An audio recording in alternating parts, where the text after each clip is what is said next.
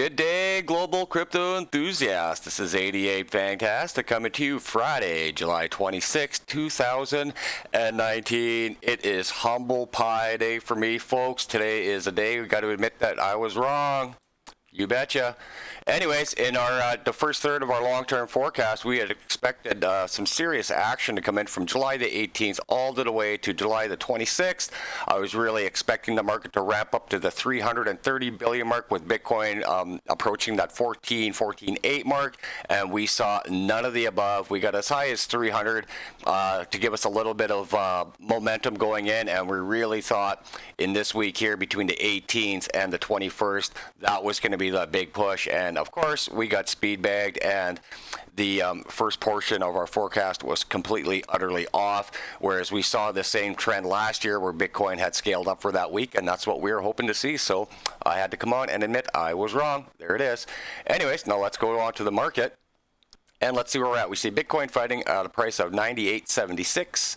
And over here, what I like to do on our daily charts, as you can see here, it's been about 18 hours or so since Bitcoin has reached that $9,900 mark. And I really like looking at this too in this way. And it just tells you the amount of times we've seen Bitcoin push back to that 99 mark and how many times it's come back. Lowest peak that we've seen since yesterday was right about here. What we're at. 96.91.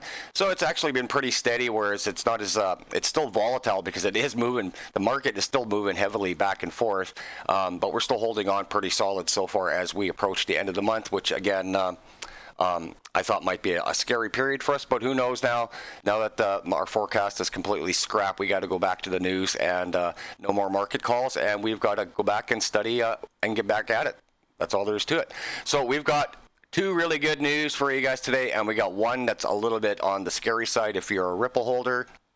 So our first article today is over at bravenewcoin.com. Article goes on to say Blockstack and YouNow launched the first SEC-approved token sales. Very, very healthy article. Again, like we've talked about, I do myself want to see some decentralized stuff, but again, we're not going to get anywhere. And if people don't understand, there's no money without regulation. The market's still going to get stuck until we start to see a lot more of this stuff here. Again, the article is over at bravenewcoin.com. Blockstack was actually approved on July 11th to start its $28 million token. And there's just a lot more to go on here. Again, just really good stuff. All fits in with the long-term plan of great news coming in, little bits piece by piece. Before I forget, on our last video, somebody had made the comment about the backed opening. We do know it was testing. We did specifically say they were open, but they were testing the product. Let's go on to our next one here, which is over at Yahoo Finance.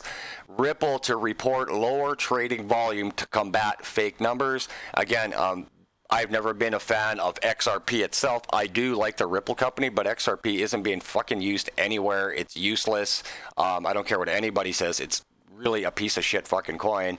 But anyways, this is the second article that's come out about this, and it's about Ripple actually potentially putting out fake volume with coin market cap, and Ripple hasn't responded to the article yet, so give that one a couple of days. Again, who cares what you're trading? Everything's tradable. It doesn't matter what it is. But again, for long-term people, when you look at something where its total circulating supply is owned, 90% of the total supply is owned by very, very little people. That kind of control always scares me, and that's why I purposely avoid shit like that.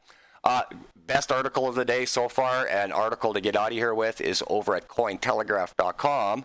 Safeway, yes, supermarket is now also finally getting into North America, as we've seen with CryptoChain.com, Crypto.com over in Australia. We've seen what it's done over there.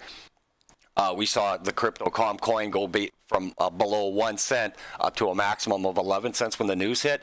Look at this one now. Safeway shoppers can now get Bitcoin back as change at 894 U.S. stores. And this is awesome because there's a lot of Safeway up here in Canada. For you that don't know, Safeway and IGA had actually been sold together about a year ago, maybe a year and a half ago. So this is absolutely pretty awesome stuff over here over at Cointelegraph.com. And again, it just fits into everything. Like we've always said, it's just a matter of time before everybody in the world starts to see what blockchain technology can do as an open source, open tech,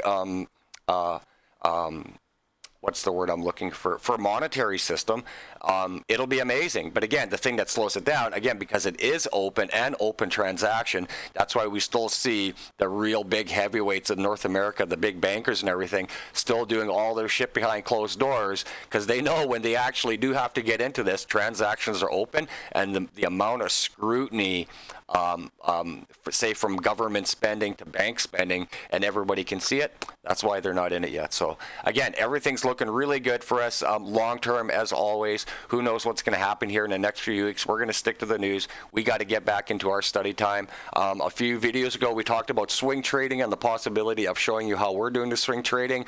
Honestly, I'm not really comfortable showing what I'm doing online right now. All I can say is that I am currently swing trading right now, and I am doing everything I can to rack up. Well, you know what we should go and look at here is the trading volumes here, and it's back and forth now. Whereas the Bitcoin trading pairs, a few days ago we saw at 41 billion, just absolutely insane. And now we see Tether. So now it's back and forth now. The USD prices might see a little bit of a rebound here, whereas the Bitcoin prices might actually slide back a little bit here. So we'll see what's going on here. I'm doing the best I can to rack up as many Satoshis as I can, sit and be patient, and that's all I can do, right?